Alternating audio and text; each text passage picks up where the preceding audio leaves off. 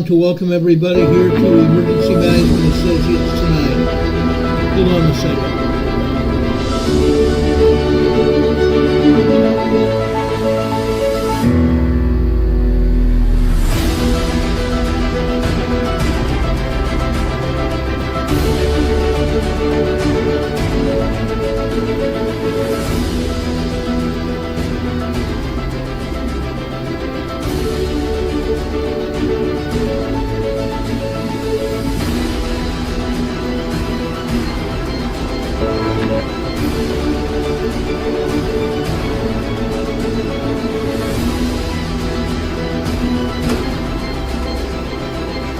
I don't know how that's happening.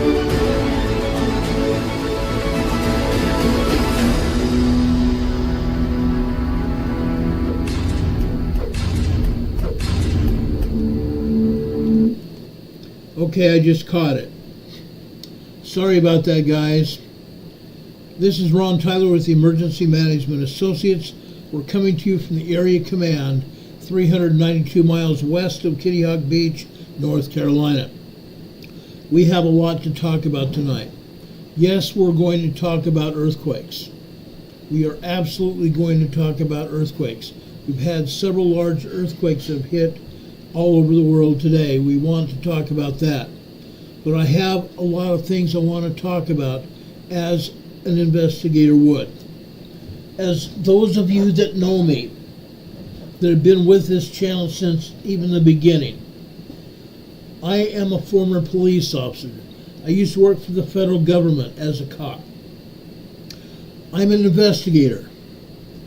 I was a homicide investigator and I was an accident investigator. I was a regular police officer on the street.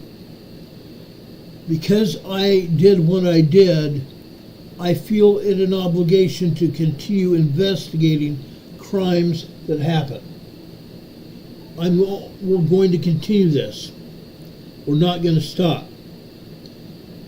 Just a second, I want to make sure I've got my phone turned off here so it doesn't bother us at all. Okay, I've got it on silent here, on Do Not Disturb.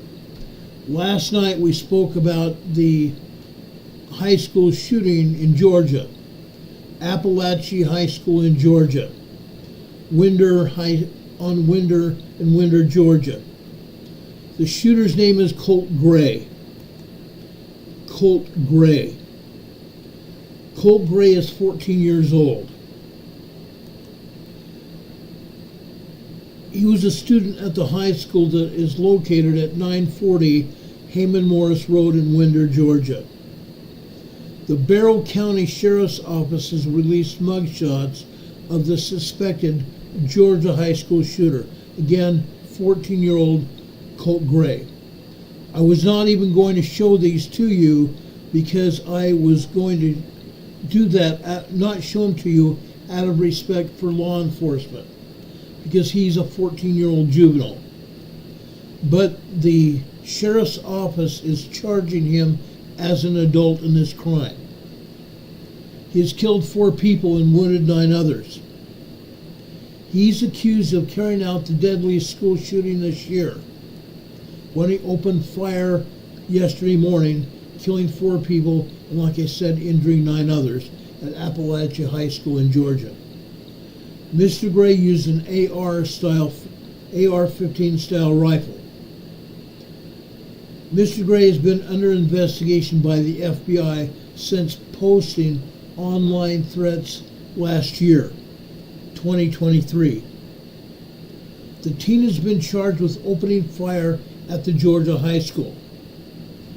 He is denied threatening to carry out a school shooting when authorities interviewed him last year about a menacing post on the social media site Discord.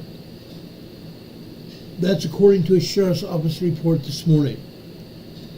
Mr. Gray killed 2 fellow students and 2 teachers, and injuring 9 others in his shooting spree. We're going to talk about one of the other survivors, a teacher at the high school, a little bit later. The 2 students that were killed in the shooting are Mason Schermerhorn, 14, Christian Aguilo, 14, Richard Aspinwall, 39, Christina Ermery, 53. Gray of Winder surrendered when engaged by school resource officers inside the school after opening fire and killing 4 people and wounding 9 others yesterday morning. Authorities said the investigation into yesterday's Appalachian High School shooting is continuing. This is day 2 of a very complex investigation, and the integrity of the case is paramount. The Sheriff's Office is asking for the public's patience as they work to ensure a successful prosecution and justice for the victims. That's according to the Georgia Bureau of Investigation earlier today. Gray's appearance is scheduled for 8:30 a.m. tomorrow morning on Friday. Conflicting evidence on the post's origin last year left investigators unable to arrest anyone. The threats were real. The FBI tipped off the Jackson County Sheriff's Office and also tipped off the Georgia Bureau of Investigation. But Jackson County Sheriff Janice Magnum said she reviewed the report from May 2023 last year and found nothing that would have justified bringing charges at the time. She said, "We will not and did not drop the ball on any of this. We did all we could do with what we had at the time." Sheriff Magnum said that she's read through the reports of the investigation and said there's nothing else investigators could do at that time. She said her heart goes out to their families. They're in my prayers. Yesterday was a devastating day. The 14-year-old suspect has been charged as an adult in the murders of people at Appalachia High School outside Atlanta, Georgia. Arrest warrants have been filed that accuse the teen of using a semi-automatic assault-type rifle in the attack. The teachers and the students were attacked in the hallway of the school's algebra classroom. The teenager was interviewed by sheriff's investigators from neighboring Jackson County who received a tip from the FBI that the boy, then 13, had possibly threatened to shoot up a middle school tomorrow. Last year. That's last year. The threat was first made on Discord. Again, that's a social media platform that's popular with video gamers. The FBI's tip pointed to a Discord account associated with an email and an email address linked to the Georgia teen. Local law enforcement spoke with Gray and his father about reported threats to commit a school shooting made on the online platform Discord. Gray told a sheriff's investigator at the time that he would never say such a thing, even in a joking manner. The teen was previously on the radar of law enforcement after he was tied to several threats reported anonymously to the FBI last year. In May 2023, the FBI received several anonymous tips from as far away as California and Australia that a Discord user had threatened to shoot up a school. According to investigative reports obtained by sheriff's deputies today, the threats also contained images of guns that were forwarded to the Jackson County Sheriff's Office. I obtained those things today. I'm not going to show you all the weapons. It doesn't matter. The investigator wrote that no arrests were made because of inconsistent information on the Discord account, which had profile information on a Russian and a digital evidence trail leading it and indicating it had been accessed in different Georgia cities. The Discord account had been accessed in different Georgia cities as well as Buffalo, New York. In an interview with investigators, Gray said he had deleted his Discord account and denied posting the threats. An investigator with the sheriff's office noted that the Discord user's profile name was written in Russian. Again, I'm going to repeat this. This is important. This is an important fact that will be brought out in the trial at a later date. Discord user's profile name was written in Russian, and the letters translated to Lanza, A-L-A-N-Z-A, which law enforcement said was a reference to Adam Lanza, the man who killed 26 people at Sandy Hook Elementary in Newtown, Connecticut in 2012. One investigator described Gray, who was 13 at the time, as calm and reserved. During an interview with investigators in May 2023, Gray's father, Colin Gray, said that his son, 13-year-old, had some problems at a previous middle school that he had attended. That is according to investigative records that I obtained today. The father then told investigators, quote, who were looking into threats of a school shooting made online, that the situation had gotten a lot better since his son had been attending Jefferson Middle School. He took his son out of one school and put him in another. He previously attended West Jackson Middle School. The boy's father said he and his wife divorced and his family had been evicted from a prior residence.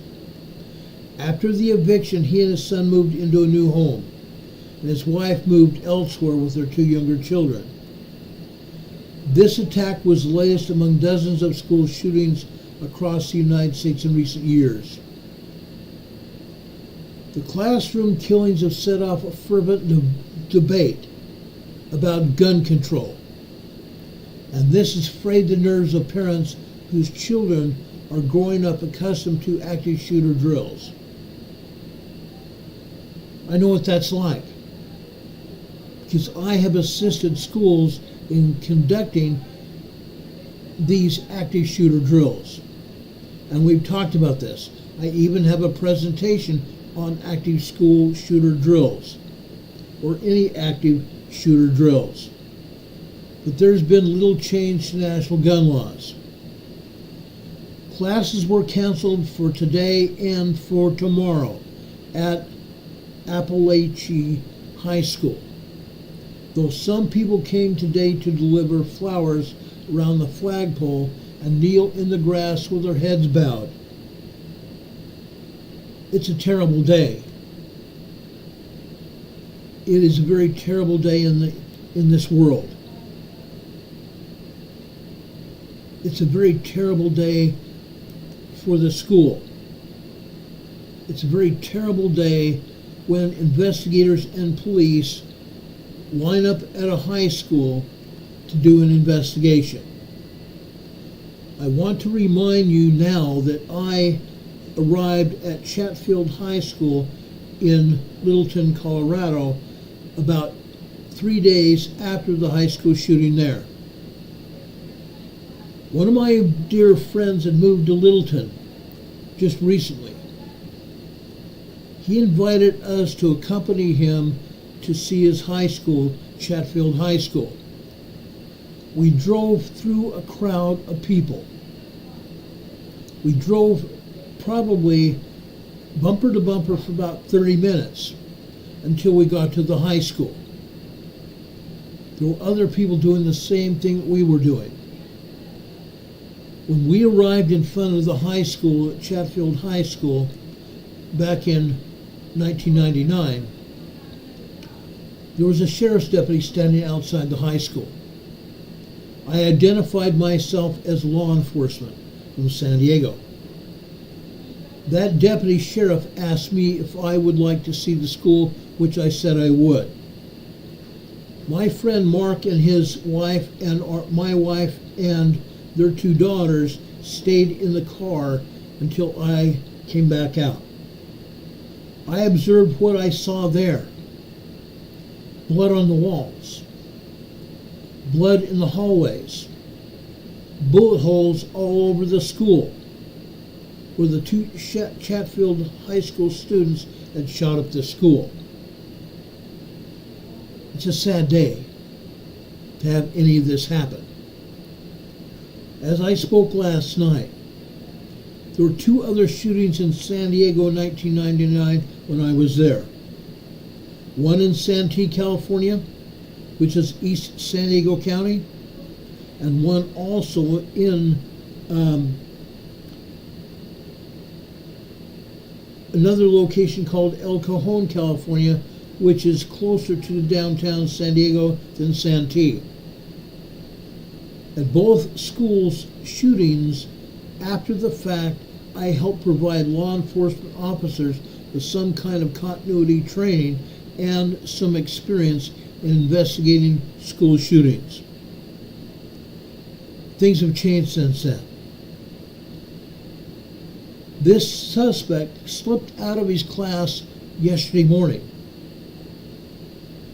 Lila Serath figured her quiet classmate who had recently transferred was skipping school again.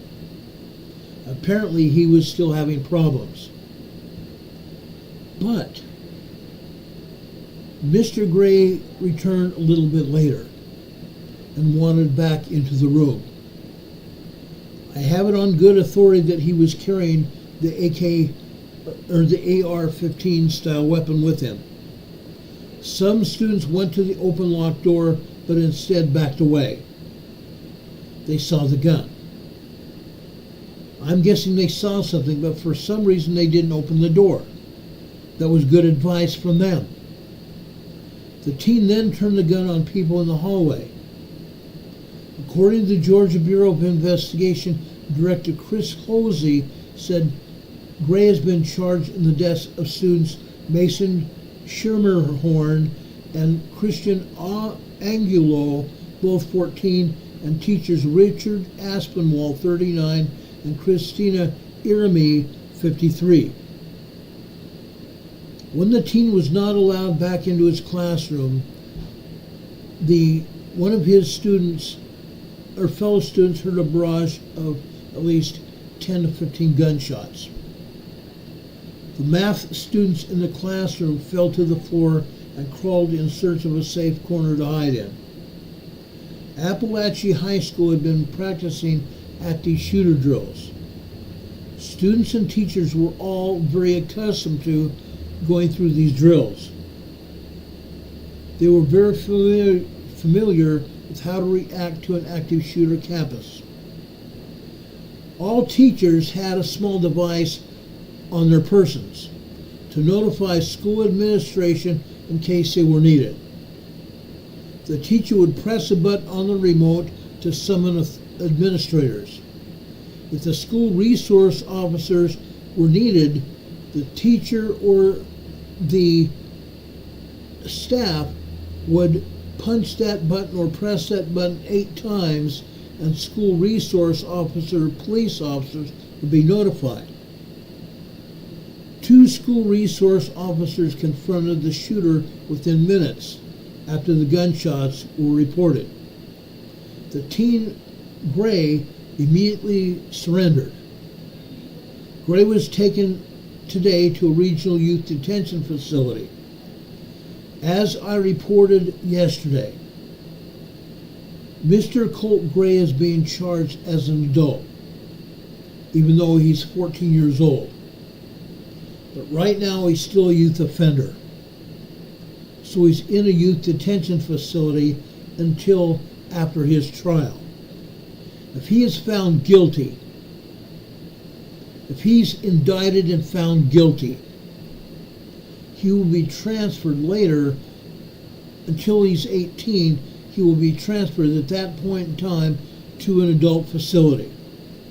Until that time, when he turns 18, he will be charged as an adult now and spend his time as a youth offender in a youth correctional facility. His first court appearance is again at 8:30 tomorrow morning, Friday morning. Like I said before, At least 9 other people, 8 students and 1 teacher at the school in winter, were wounded and taken to hospitals. All are expected to survive, according to Barrow County Sheriff Judd Smith. Authorities have not offered any motive for the shooting or explained how the suspect obtained the gun and got it to the school, roughly 1,900 students. 1,900 students in the high school. This high school is in a rapidly developing area on the edge of Metro Atlanta's ever-expanding sprawl. One of the teens at the school joined a steady stream of classmates seeking counseling today at the school system offices. The 17-year-old senior that went to the counselor today said she struggled to sleep last night in the aftermath of the shootings. The first thing you wake up and think about is somebody lost a coach. Someone lost their dad. Someone lost their best friend. This teen was taking a test yesterday morning with a few others in the hallway when she heard the gunshots just around the corner. A teacher across the hall had opened the door so they could scramble inside the chemistry lab. This student and others ducked under a table next to a classmate where one was wearing a cross necklace, and they both gripped it as they prayed. They were close enough to hear police radios or someone to the ground. Mass shooting this year. This is the 30th mass shooting this year. Don Patoka says buffering loose in the hall. I'm so sorry we're getting buffering. It is not my computer. I have nothing running other than my broadcast software to do this program. I'm not even using 1.8% of the CPU of the computer. Renee Sevi says she thought it was her connection. Don Patoga now is saying 5x5, which I'm grateful for. Thank you, Don. But again, this was the 30th mass killing in the United States so far this year. At least 127 people have died in these killings. The mass shootings are defined as events in which 4 or more people die within a 24-hour period, not including the killer. This is the same definition used by the FBI.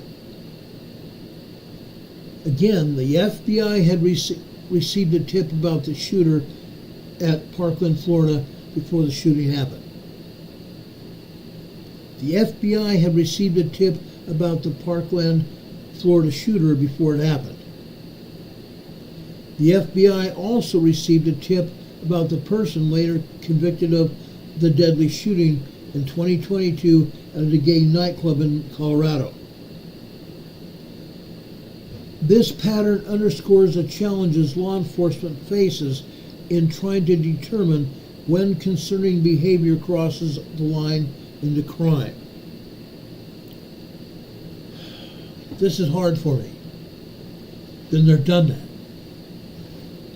Investigators are sifting through tens of thousands of tips every year. Every year. Trying to determine what could yield a viable threat. Which tip could yield a viable threat? Cases such as the Georgia school shooting prompt fresh questions about whether more extensive investigative work might have to be done.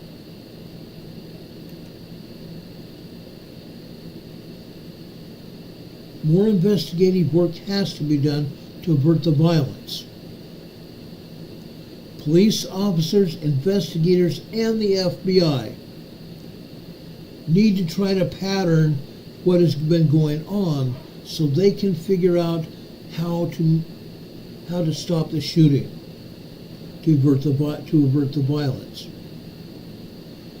Prior cases have emerged in which someone who once was on the FBI's radar but was not arrested, went on to commit a violent crime. The sheriff's report said its investigators spoke to the boy and his father on May 21st, 2023. The father said he had hunting guns in the house, but his son did not have unsupervised access to them. The teenager told the investigators that he had previously used a Discord account but had stopped using the platform because too many people kept hacking his account.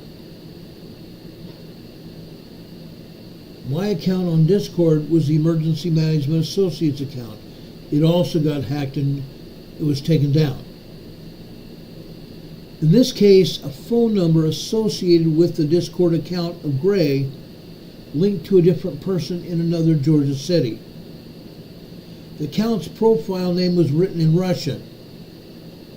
As I said, that Russian name was translated to Lanza, Lansa, the same name of a man who was convicted in a shooting in Florida in 2022. The sheriff's office here alerted local students and schools actually not students, but they alerted local schools for continuing monitoring of Mr. Gray. But the investigator concluded he could not substantiate the tip that he had received from the FBI to take further action. There is some good news today.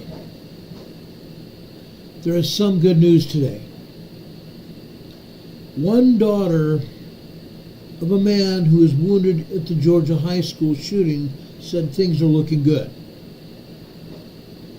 Her father was sent off to osteopathic surgery around 8 a.m. today, and she and her mother met with a surgeon who worked on his hip and ankle.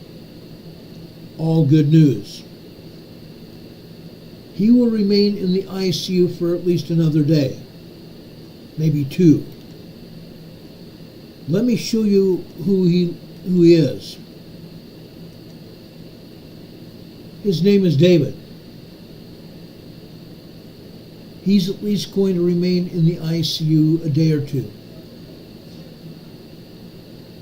Katie and her mother were told that her father has a pretty long period of recovery, but things are looking good. David here was one of 9 people wounded yesterday morning when the alleged shooter, 14-year-old Colt Gray, opened fire inside the Appalachia High School. Again, 4 other people were killed, including 2 teachers and 2 14-year-old students. Katie said thank yous go out for the calls, the texts, and the messages. Our hearts hurt for our community. Please make sure to love with those affected by this crazy incident. Much love. Share the love with those affected by this crazy incident. Georgia Governor Brian Kemp praised the first responders and the others that were involved in Wednesday's deadly shooting. Governor Kemp said, quote, "In the midst of the unthinkable, our everyday heroes are prepared to run into danger to protect others. The bravery of law enforcement officers, first responders, and civilian Georgians were on full display yesterday, and I want to commend their swift and selfless actions." The alleged shooter killed 4 people at the school. Gray surrendered to a school resource officer after he had opened fire. Governor Kemp said that he has ordered flags flown on state buildings to be lowered to half-staff in honor of the victims. Mason Schermerhorn,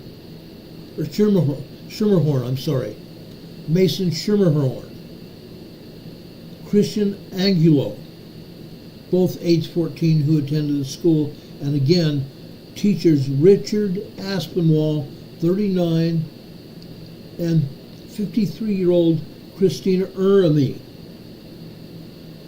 Now, I knew this was going to happen. I knew this was going to happen from the very start after we were told about this shooting yesterday. Good old Biden came onto the program. Not on this program, but he came on and he was at a organization at Westby, Wisconsin, to tout his economic agenda. When he remarked about the deadly shooting at Appalachia High School, he said, quote, "There are too many people who are able to access guns and should not be able to. So let's require safe storage of firearms."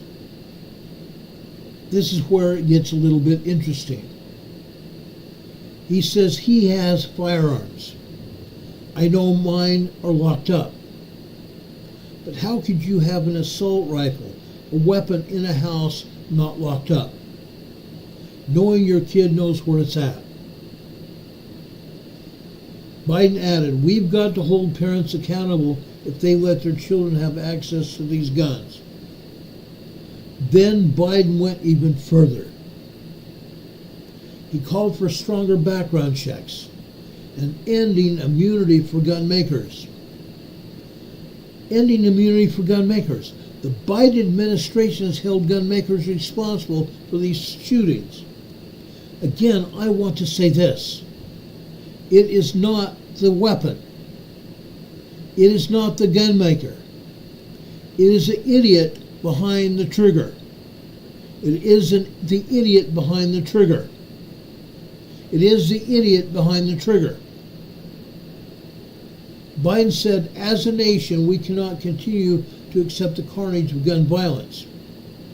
He said he's a gun owner. And he believes strongly in the amendment. Really? Does Biden even realize what the Second Amendment says? He said, we need more thoughts and prayers. I highly agree. We do need more thoughts and prayers. But the Biden administration, including Camelback and Waltz, can't be even allowed to get near the Oval Office. They should never again have access as leaders to the Oval Office. Never again. We as voters need to make sure that these people are taken out. Taken out of the Oval Office, I mean. I'm not saying do any harm to them. I do not want them to be harmed. But they need to be removed from power.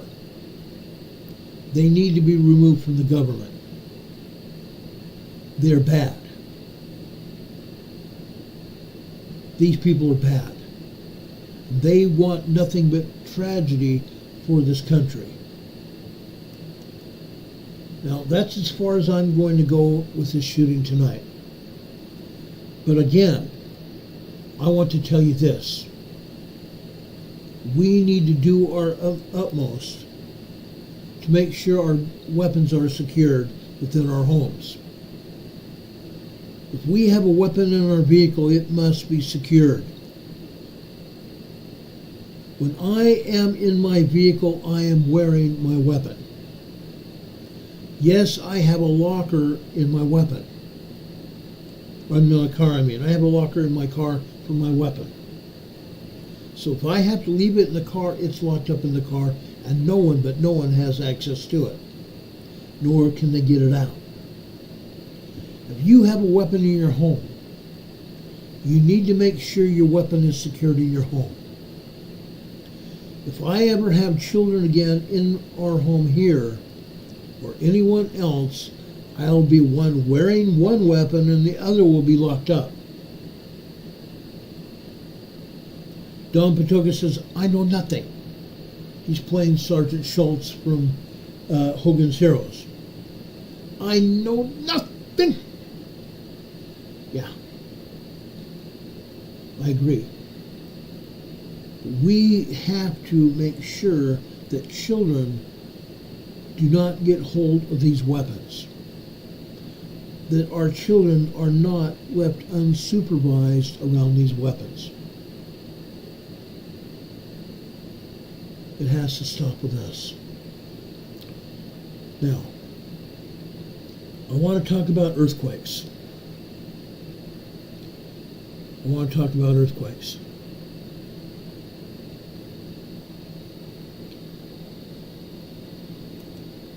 I'm bringing up the USGS map here. I'm going to take down my mug here, my banner, and show you the map. Now, folks, this is serious. There have been some big earthquakes around the globe. Again, down here south of Panama, we've had another 5.0 earthquake hit here south of Panama on the Cocos Plate. This is the third such earthquake that we've had here. The third such earthquake that we've had here over here in Panama. Now, it's not the only earthquake that's occurred. Over here in South America, at the border between Chile and Bolivia, today we've had a very large earthquake, a 5.7 very large earthquake.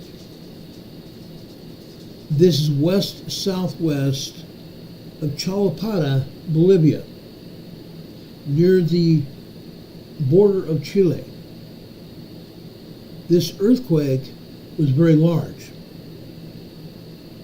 This earthquake is capable of doing a lot of damage, injuring and leaving people dead. I don't have anything specific as of yet. This earthquake happened at 8 a.m. or just after 8 a.m. this morning. I'm going to endeavor to find out more about it and what actually happened. But again, it's in the border region of Bolivia and Chile. Now, I want to show you exactly where. This is over in the Andes Mountains.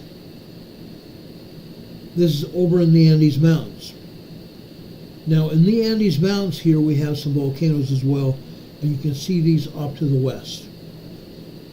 This is in the top of the Andes Mountains. Okay? This is where the earthquake occurred.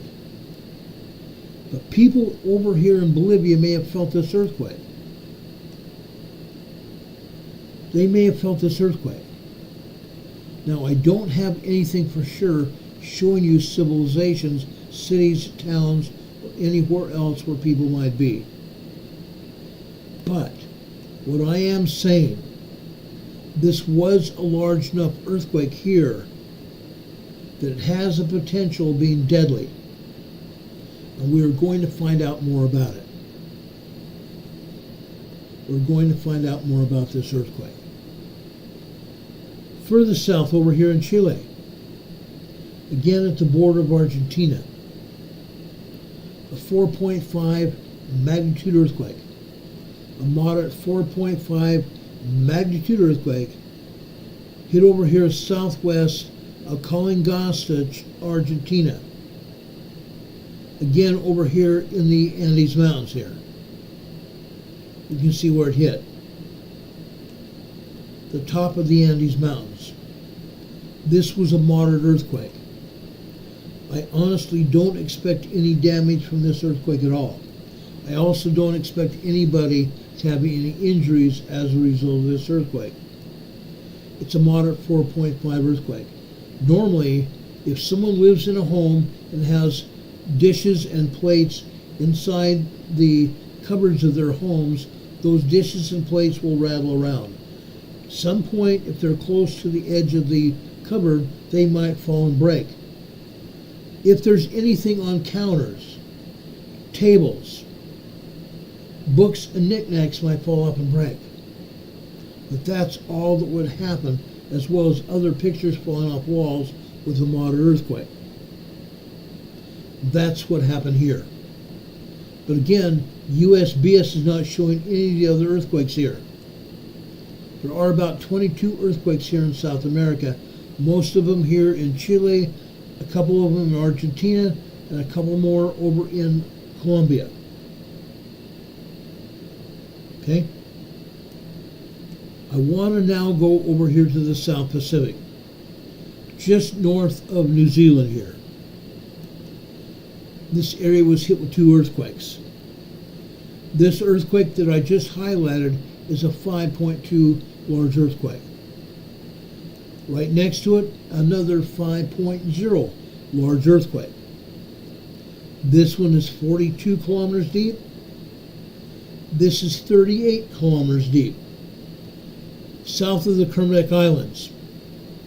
No one was even around where these earthquakes hit.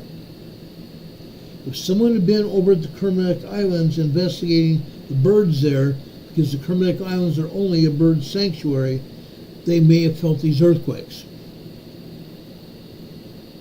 But that's all. These earthquakes are too far from New Zealand to be felt. But New Zealand has had its own earthquakes here. They've had 2.0, 3.0, 3.58 earthquakes, small earthquakes. Small earthquakes here in New Zealand. Most of these are on the North Island. Over here between the North and South Island, we have the Cook Strait. Yes, there's 2 or 3, I think there's 3 earthquakes that hit here in the Cook Strait today. Just minor earthquakes. Over here on the South Island, again, only minor earthquakes here on the South Island.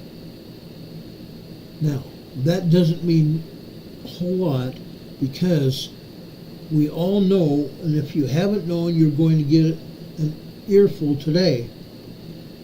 This North Island here on the east side is going to be hit with a major earthquake. The east side of the North Island here in New Zealand is a subduction zone, just like we are experiencing up in Washington, Oregon, and all of California. This subduction zone is expected to have an 8.0 earthquake hit here in the next 25 years. It might happen even sooner than that. Okay, I'm just bringing it to everybody's attention. It can happen. We have people from New Zealand that watch this program. Over here in Papua New Guinea, there's another very strong 6.2 earthquake here. A very strong 6.2 earthquake hit here just offshore from Papua New Guinea. It is 66 kilometers northeast of Angorong, Papua New Guinea. This is strong enough to be having been felt over here on shoreline. On the shoreline. Again, a 6.0 to 6.9 earthquake are considered to be very strong quakes, and that's what this was. The stronger the quake, the more damage it can have. This is a 6.2. It can still render a lot of damage. But so far, I have not heard of any damage here, although I suspect there may be some damage over here. There may be some damage over here. There are isolated communities along this river. As you can see, this river empties out into the southern Pacific. There are people living in these areas. There are people living along the river so they can irrigate their crops. Right here. I believe people live over here. Okay? There are people living all over this area. Most of these people are indigenous. They don't have a lot of money at all. They may live in cardboard shacks or wooden shacks. So anything that happens here can have devastating consequences to the people in Papua New Guinea.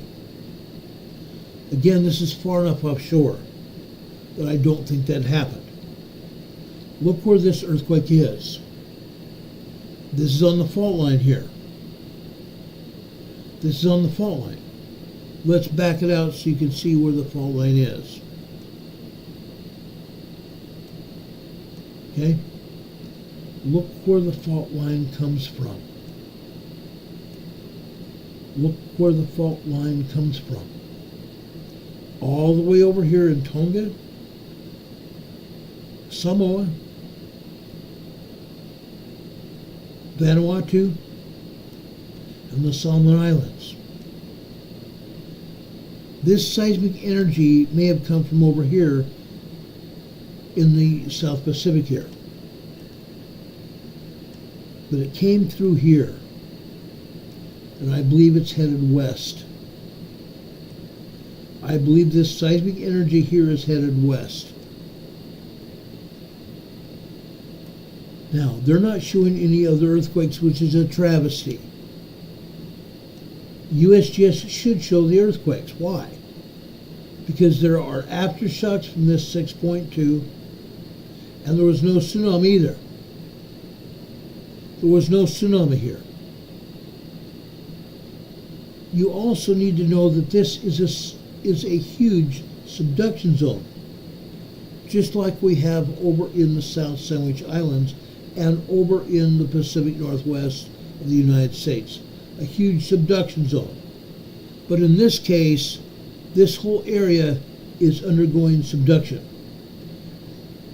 7 different plates here. 7 different tectonic plates are subducting, one under the other here. USGS is not showing all the quakes. There are about 20 quakes here in Indonesia. It is a sad day when the agency, the preeminent seismic agency of the United States government, is not reporting information. And they even say on their websites that they will not show all the earthquakes. They admit to it. But that is even showing their own weakness. Over here in Modisi, Indonesia, we've had several earthquakes over here. This is another large 5.1 earthquake over here. Several more have been here. Other 4.5, 4.6, and 4.0 earthquakes have struck this area today, as well as volcanoes that have erupted here. Let's go north. Tobelo, Indonesia. Almost every day there's an earthquake here in Tobelo, Indonesia. This is a 4.4 earthquake here. A 4.4 moderate earthquake here. We go north.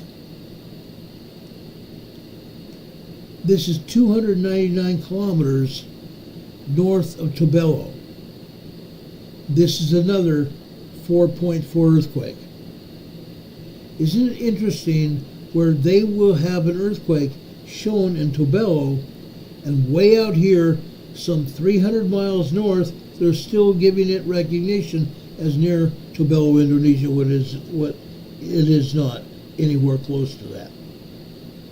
Okay? I just love showing what USGS does. They're a failure as an agency. We're not showing any earthquakes here around Mindanao, Philippines. No other earthquakes in central Philippines, nor anything around Luzon, Philippines here, but there are. They're not substantial, they're not large. They're moderate and small quakes. We go up here to Japan. USGS is not even showing any earthquakes up here, but there are. There are. We're showing one earthquake here in the Kuril Islands, right between Hokkaido, Japan, to the south, and Kamchatka Peninsula to the north. The Kuril Islands belong to Russia. This is a 4.5 magnitude earthquake, a moderate earthquake here in the Kuril Islands. Nobody felt it. Nobody felt this earthquake. Today, over here on the Kamchatka Peninsula, we continue to have volcanoes erupting here. we continue to have volcanoes erupting here. Karimsky volcano here has erupted. Shiveluch volcano here on Kamchatka Peninsula has erupted again. They continue to erupt here. They probably will continue to erupt off and on for probably another month, and then they'll go quiet for a while. But I want to show you that. Now, when we get a good-sized large eruption of a volcano, usually that means there's going to be a large earthquake associated with it. A large eruption from a volcano is always associated with a large 5.0 earthquake. Now, I'm not saying that there was a large eruption at either Shiveluch or Karimsky volcano, but there was still an eruption. Still, seismic energy was released here from that eruption. Probably at least a 4.5 to 4.8 earthquakes at both volcanoes. Just saying. Just saying. I want to go over here. I'm not showing any earthquakes in China. However, over here, Afghanistan. Farkar, Afghanistan. Again, we're seeing a 4.6 moderate earthquake here. Interesting. This is 118 kilometers deep. It's also on the edge of the plate. The edge of the plate is over here in the Himalaya Mountains here, coming out of Indonesia here. The craton, the edge of the plate. That edge of the plate comes down here to southern Iran and over here into Iraq. I'm going to leave that and go down here into the Indian Ocean here. I want to talk about this earthquake here. This earthquake is over here in the northwestern side of the Indian Ocean. This is a 4.6 moderate earthquake out here in the Owens fracture zone. This is what they call the Owens fracture zone right here. Again, it's on the earthquake fault. 10 kilometers deep, 6.2 miles deep. They're not showing any other earthquakes. I wonder why not. Now I want to go up here and show you this earthquake here. This is over in Azerbaijan. This is another 4.3 earthquake, 61 kilometers deep here.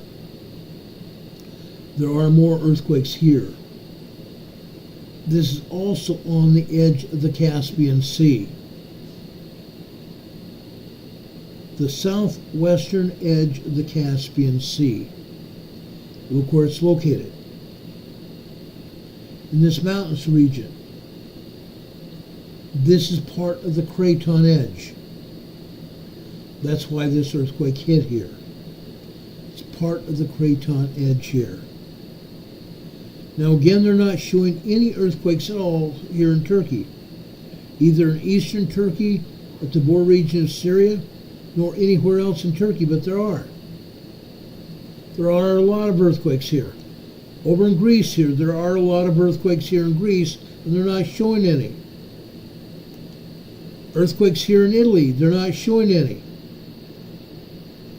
Down here, just north of the foot of Italy here, we have two volcanoes. Two volcanoes. We have Stromboli and Mount Etna here. Stromboli volcano and Mount Etna here. Both of which are still erupting. No, they're not throwing huge fountains into the air, but they are still erupting. There's still molten lava in the summit of their volcanoes, and they're still spilling molten lava out of the top of the volcanoes. They're still erupting here. Again, the agency will never tell you that. The agency will not tell you that.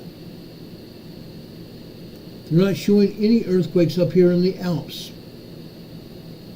They're not showing any earthquakes over here in Switzerland or Germany. They're not showing any earthquakes here between France and Spain, but there are. 2 minor earthquakes over here between France and Spain. They're not showing any earthquakes here in Spain. That's sad because there are earthquakes here in southern Spain.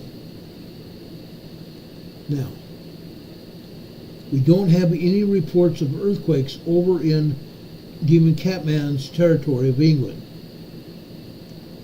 But there is an earthquake out here in the mid-Atlantic. This is a 5.5 earthquake in the mid-Atlantic. This is where it's called the Reykjanes Ridge, or the Reykjanes Ridge. This is south of Iceland. Yes, we've had large earthquakes down in the South Sandwich Islands, way down here in the South Pacific. That seismic energy has made its way through the southern Atlantic, going up here into the North Mid-Atlantic, going all the way up here to the northern Atlantic here. This energy is going to come up here to Iceland. This 5.5 large earthquake energy, this seismicity, is going to come up here to Iceland. We probably are going to see large seismic energy hitting Iceland, probably within the next 72 hours. So we're going to keep an eye on this area. We're going to keep a close eye on Iceland.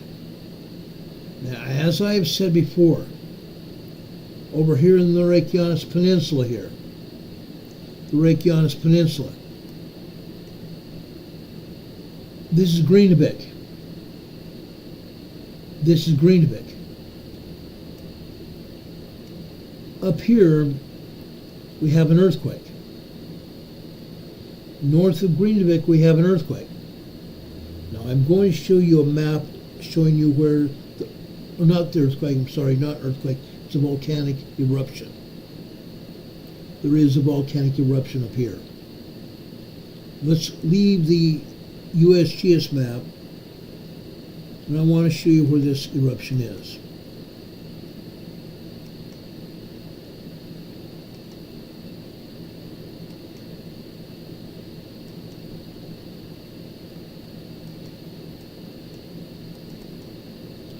Okay, this is a map of Iceland here. This is a map of the eruptive area of Iceland.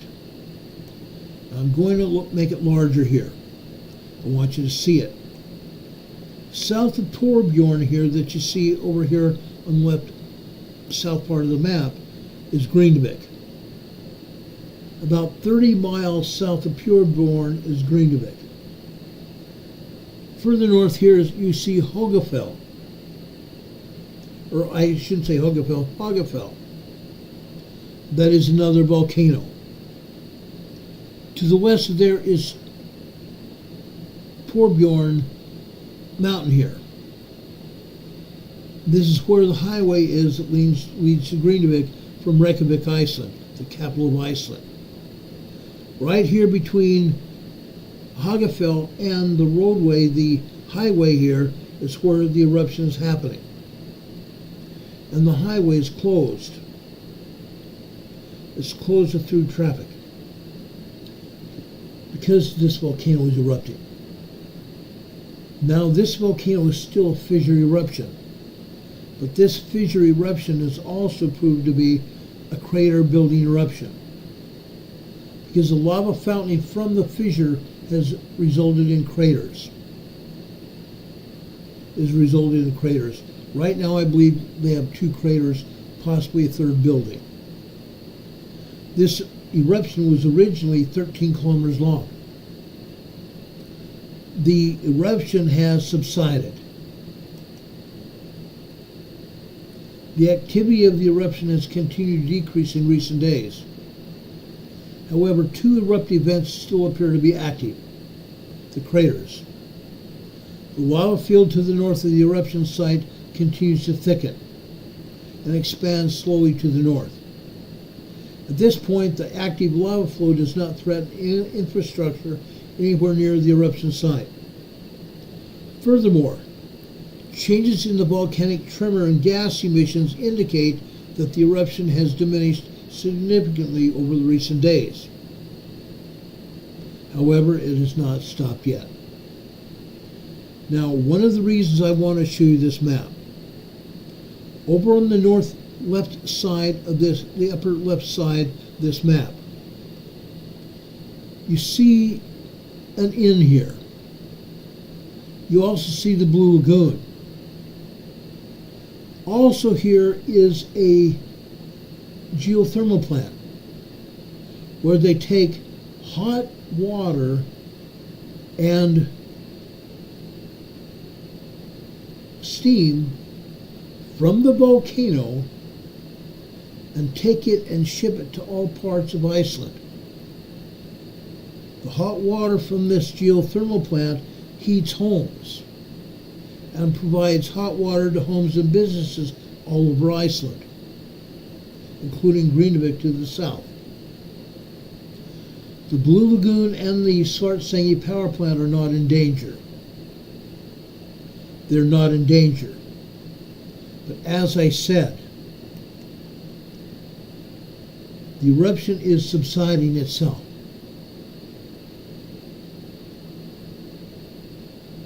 During the past 2 weeks, since the eruption has started, it's starting to diminish. This means as the volcanic activity that have happened here are subsiding. But with that volcanic activity subsiding, guess what is happening at the Svartsengi power plant and the Blue Lagoon spot? The magma chamber underneath the Blue Lagoon and the Svartsengi power plant are inflating again.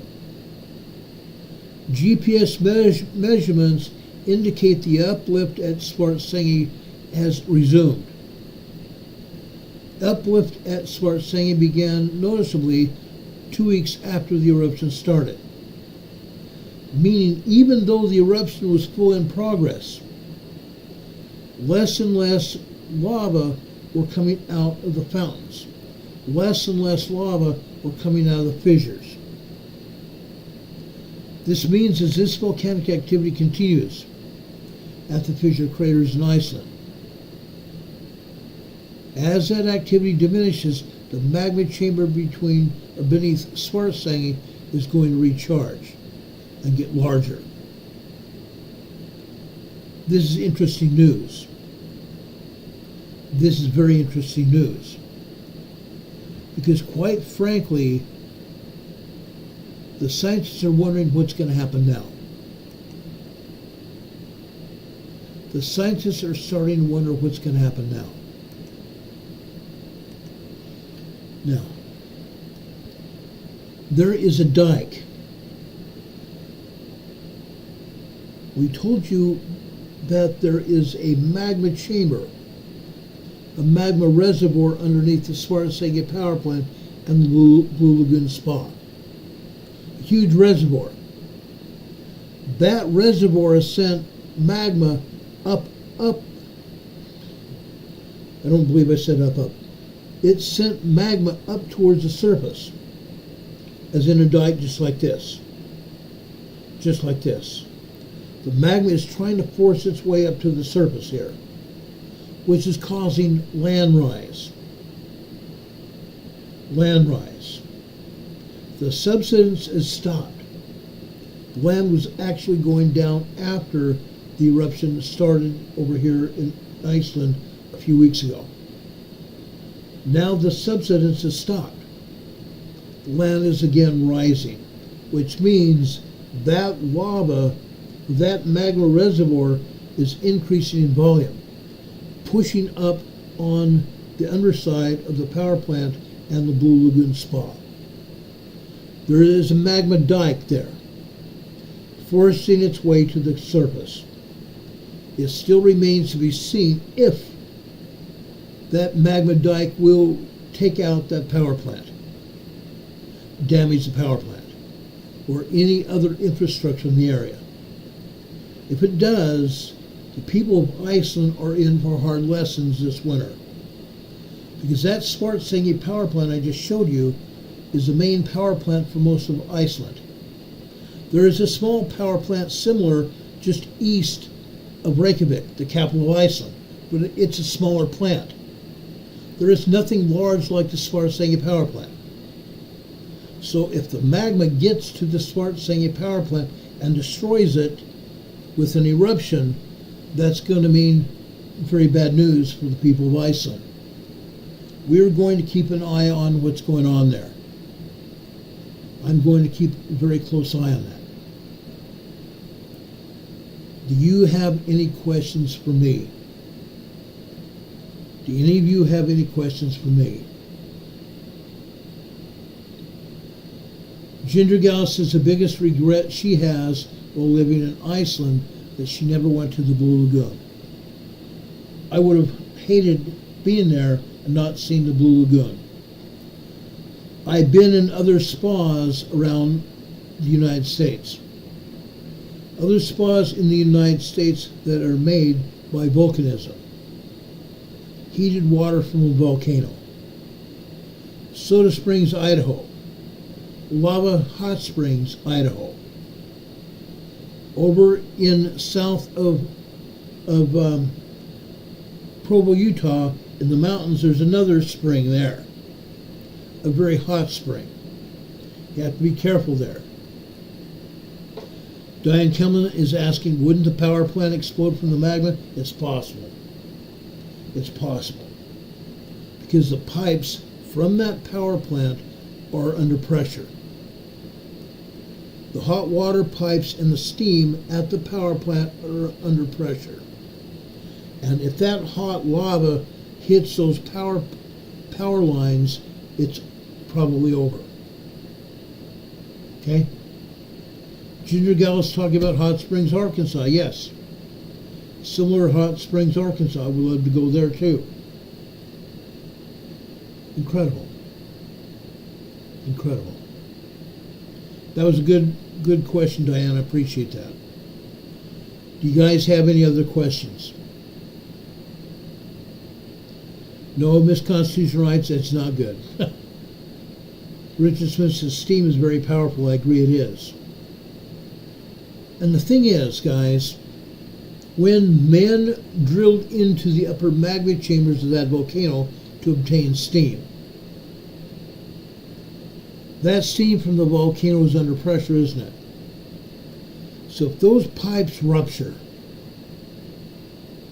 if those pipes and storage tanks rupture, it's all over. It's all over. Ginger Gal says steam's hotter than water. Probably. Probably. Don Patoga says water expands 7,000 times to steam. Yeah. Yeah. Jean Dodds is asking Cascadia. Last night I talked about Cascadia. Again, Mount Rainier is showing signs of a possible eruption in the near future. It was fairly quiet yesterday, but I haven't checked it today. On the other hand, Mount St. Helens is going. Mount St. Helens is still showing signs, meaning seismic energy. Minor earthquakes, small earthquakes, and even moderate earthquakes hitting Mount St. Helens. Now, I saw a video today that said in the past 30 days that Mount St. Helens was hit with over 800 earthquakes. Pretty much. Mount St. Helens is getting ready to erupt. And even USGS has started putting the what shall I say, the locks to advising people to stay away from Mount St. Helens. They're starting to. The last time Mount St. Helens erupted, just days before it erupted, USGS had a strict stay-away order away from the mountain. But all of a sudden, things seemed to subside. The seismic energy got less and less. So USGS said, let them go. The National Park Service said, let people go there. So people started going back to the Mount St. Helens Museum and the observation sites. That was a bad idea, because within a matter of days, Mount St. Helens blew. One of the strongest eruptions in history. One of the strongest eruptions in history from Mount St. Helens. Incredible. It's going to happen again. It will happen again. Ginger Gal is asking, how about Twin Sisters? Twin Sisters seismicity is low. Very minor tremors and one or two minor earthquakes have hit the Three Sisters complex. It's very minor to what's happening at St. Helens or even Mount Hood. I was just barely showing Mount Hood last night when YouTube kicked us off the channel. They started buffering it real bad and then we lost everything. But I'm telling you, that area is getting going. I was going to show you Crater Lake as well. Crater Lake is moving, and it's moving substantially. It's moving substantially, probably just as much as Mount St. Helens is doing. Minor earthquakes, small earthquakes hitting Crater Lake all over. All over to the north side of Crater Lake and the south side of Crater Lake. Now, USGS and the Pacific Northwest Seismic Network have shut down the seismographs that are covering Crater Lake. They shut them down. The only two seismographs that are showing at Crater Lake right now are Fleetwood Cove to the north and the bunkhouse to the south. But with those two seismographs, we're seeing a lot of activity. A lot. Now, that is not to say that I think that Crater Lake will erupt. I don't think so. I don't think so. But now I've said that, look out. Now, I was also going to show you Mount Shasta down in California. Mount Shasta was showing a lot of steam signals going on. Mount Shasta is steaming. Minor earthquakes and tremors are hitting all over Mount Shasta. But to the south at Mount Lassen. Mount Lassen is getting ready to erupt again. We're seeing small earthquakes, we're seeing some tremors, but we're also seeing upwards of close to a 4.0, 4.5 earthquakes at Mount Lassen. Mount Lassen is also steaming. Mount Lassen is also steaming. Okay? But folks, we can't just take our eyes off it and say, oh, it's not going to happen. Because that is exactly what USBS wants us to do. They want to make us think that everything's all over, that nothing's going to happen. Guess what? That's not good enough. That is not good enough. Let me show you a seismic, actually two seismograms from Mount Lassen yesterday. Look at this one. This is a USGS seismogram.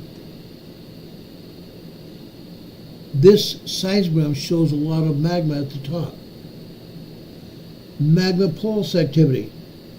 Magma coming into this volcanic chamber. We're also seeing a lot of vertical lines. Vertical lines not associated with earthquakes. Vertical lines that do not have a dot in the middle of them where it means an earthquake. These vertical lines don't have dots in the middle of them, not earthquake bound. This is steam being released from Mount Lassen. But look at the bottom of the seismogram here at Mount Lassen. Look what's happening here. The magma increase from like, I want to say even 3 a.m. near the top of this particular picture that you're seeing here, that is showing less magma than the bottom here. Okay? What concerns me is after 8 a.m. yesterday morning. Over on the left-hand side, you see 0800. 0800 is 8 a.m. yesterday morning. Look what happens after 8 a.m. There is a magma increase. Magma coming into Mount Lassen. And as a result of that, we're having more tremors and minor earthquakes. More tremors and minor earthquakes. Look at the vertical lines coming off of the earthquake signatures, or the magma signatures at 0800. Look at the vertical lines there. Those are minor tremors and earthquakes. You see these vertical lines coming off each individual line here? It's called rock fracturing from the magma coming into the magma chamber here at Mount Lassen. Let me reduce the size of this seismogram and I'll show you what I'm talking about.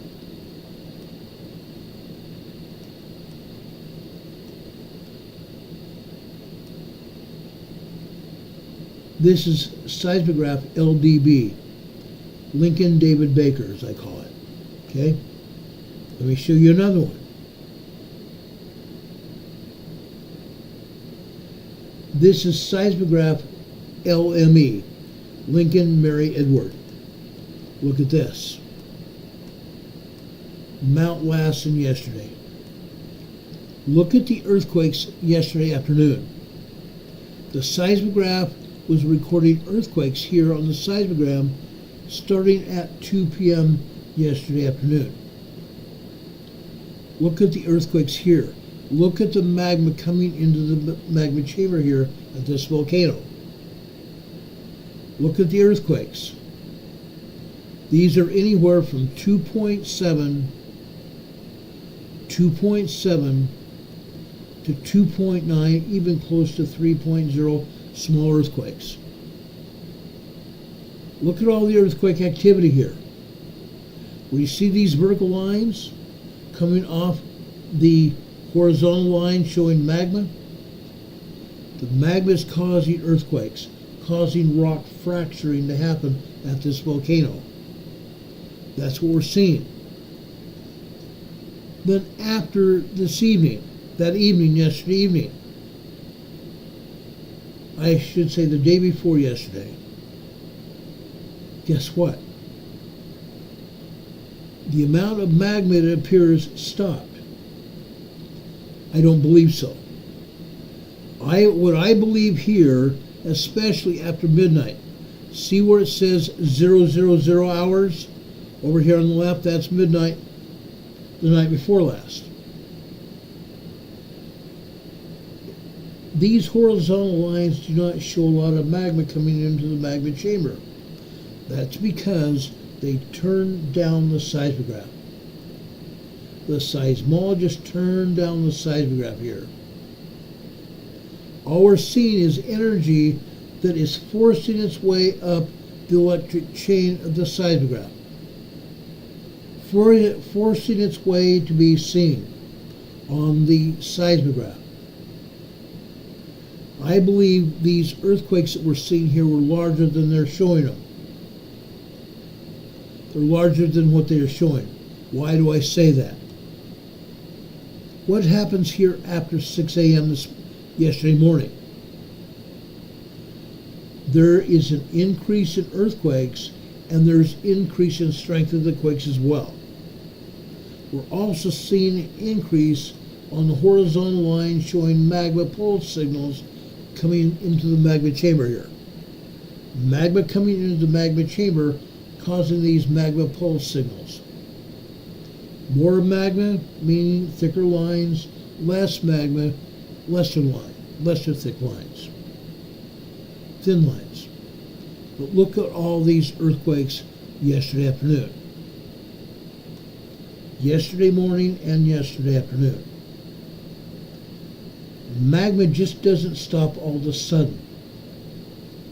Magma flowing into any of the volcanoes does not stop just all of a sudden like that. It does not just stop flowing when there's a lot of activity before that. I don't buy it. We see a lot of activity the night before last. We see a lot of activity last night, yesterday morning, yesterday afternoon. That tells me a great deal. That Mount Lassen is getting ready to erupt. Mount Lassen is getting ready to erupt. Mount Lassen has not erupted since 1917. It's over 100 years past due. It's been over 100 years since it last erupted. And we're seeing signs that it's going to erupt again. The Cascadia volcanoes, guys, the Cascadia volcanoes are here.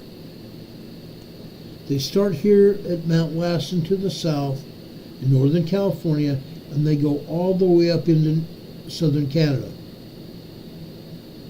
They go all the way up north to southern Canada. The Cascade Mountain Range. The Cascade Mountain Range. Okay?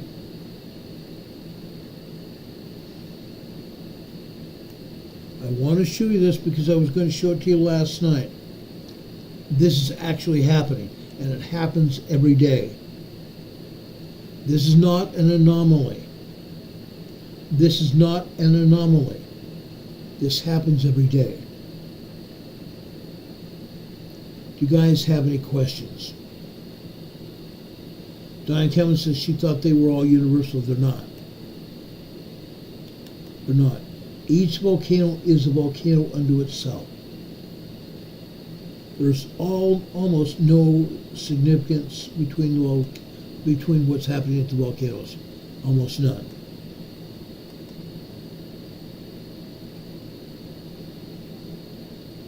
Richard Smith continues to post activity over in Chile. Antofagasta, northern Chile. Another 3.0. Not surprising. Not surprising at all. Northern Chile is blowing. Northern Chile is packing it in. There's a lot of seismic activity there. Now, folks, if there's no more questions, I want to tell you this. During the next 2 days, the town of Morganton, North Carolina is going to have what they call a Morganton Festival. Carol and I are going to try to attend the Morganton Festival. No, we're not just going to try, we're going to be there. Tomorrow evening, if I get a chance, and I'm going to make every effort, I want to try to broadcast from the Morganton Festival. If I get permission to have a table there, and usually to have a table there, you have to pay the city of Morganton like $200 to have a table. But I'm not selling anything. I want to broadcast what Morganton is doing for us to all of you. I would love to have you as part of the Morganton Festival. So folks, if you will, you can tune into this channel sometime tomorrow afternoon into tomorrow evening, and we will show you live shots from the Morganton Festival. Whether it's on my telephone or on my tablet. I want to show you what's going on. It should be a lot of fun, and you'll see what's happening here in Morganton. Morganton is a beautiful town. The population of Morganton is around 25,000, spread out all over Kingdom Come. But when the Morganton city has a festival or they have some special event, they pack them in. Sometimes 20 to 25,000 people show up at these festivals and the parades. So this should be fun tomorrow night, especially. Tomorrow night and Saturday, all day long, we're going to have concerts going on. Local bands and area bands will be performing, and these are very good musical bands. So I hope to show you a lot of activity tomorrow evening. It should be fun. Ray Spurs here in the chat says, wait until the Cascadia earthquakes happen, and the subducting plate is going to force the magma like squeezing toothpaste through a hard tube. I agree. That is exactly what is going to happen up in the northern part of the Cascade Mountain Range, especially when the Cascadia mega thrust earthquake happens, when it's a 9.0, 10.0 earthquake. Okay? That's going to happen. Does anybody have any more questions for me? I love you guys. I love talking to you guys. I love sharing information. Now, I know I start off this evening on a bummer because of what happened in Georgia. But I cannot stop myself. Plus, I believe you guys deserve to know what happened. It's a sad day in our country when we have a mass shooting. It doesn't matter whether there are two or more. It's a sad day. It should never happen. Folks, I want to leave you with something better. I want to leave you with a word from the scriptures. I'm going over to chapter 2 in Philippians, where Paul is talking to the Philippian saints. Here Paul is talking about the saints should be of one mind and one spirit, that every knee shall bow and every tongue confess that Jesus is the Christ. The saints must work out their salvation. Paul faces martyrdom with joy. As we know, Paul was martyred for the cause of Jesus Christ, because he wanted everybody to know who Jesus Christ was. And he wanted to preach the principles of the gospel to the people as an apostle. Here in verse 1 here in chapter 2. If there be therefore any consolation in Christ, if any comfort of love, if any fellowship of the Spirit, if any bowels and mercies, fulfill ye my joy, that ye be like-minded, having the same love, being of one accord, of one mind. Let nothing be done through strife or vainglory, but in lowliness of mind, let each esteem each other better than themselves. Look not every man on his own things, but every man also on the things of others. Let this be mind in you, which was also in Christ Jesus. Paul was trying to set the example for us, telling us what we should be doing. I highly recommend that you folks go back into Philippians, into any of the scriptures, and learn what the apostles want us to see, what the prophets want us to see. These scriptures were written for our day, not just for the days of the people in the Philippians, not just for the Philippian saints over there in Greece. These scriptures written by the prophets and apostles for us in our day. Liken the scriptures to yourselves. Liken the scriptures to yourselves, and you will be surprised what you find. As I've stated in various other parts of our program in the past, when we're talking about the scriptures, insert your own name in the scriptures. Insert your own name. For example, let's go back here to Philippians.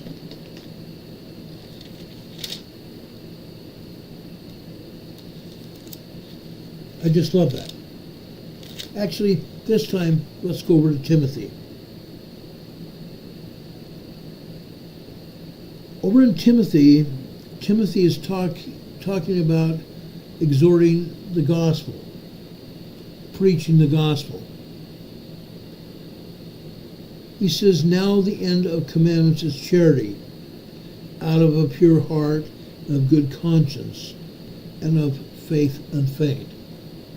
Let's put my name in here this time, and maybe your own. Arnold, Ron, Laura, Dawn. Now the end of the commandment is charity. Isn't Paul talking to each one of us here? Let's put our name in it. It gains more significance if we put our own name in there. We might learn that the scriptures are for us. In verse 8, but we know that the law is good. Dawn, Laura, Arnold, Ron, Richard, Ray.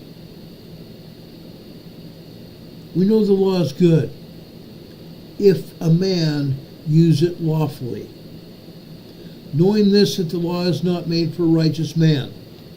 Arnold, Dawn, Ron, Ray, but for the lawless and disobedient, for the ungodly and for sinners, for unholy and profane, for murderers of fathers and murderers of mothers, for manslayers.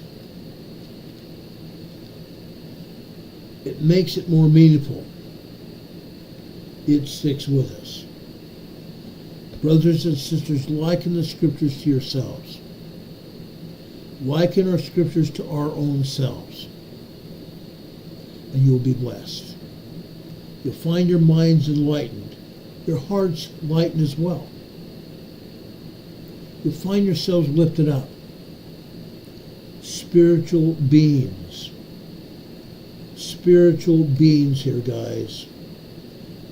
We are spiritual beings, and we deserve one to receive inspiration from God and inspiration from the scriptures. And this is exactly what we're seeing. May God be with you. May God be with you this day and always. Brothers and sisters, ladies and gentlemen, I love you. I would not be here on the air if I didn't care. Everything we've talked about is affecting each one of us. Whether you're in England, Sweden, Norway, Denmark, Finland, Austria, Germany, Croatia, Romania, Greece, somewhere in South America, Costa Rica, Indonesia, the Philippines, Japan. It does not matter where you are.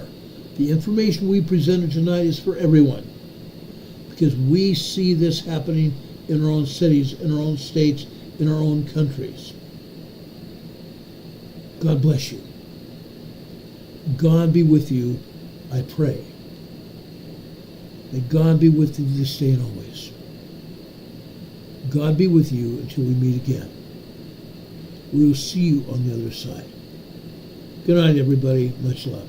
We'll see you tomorrow night or tomorrow afternoon from the Morganton Festival in downtown Morganton, North Carolina.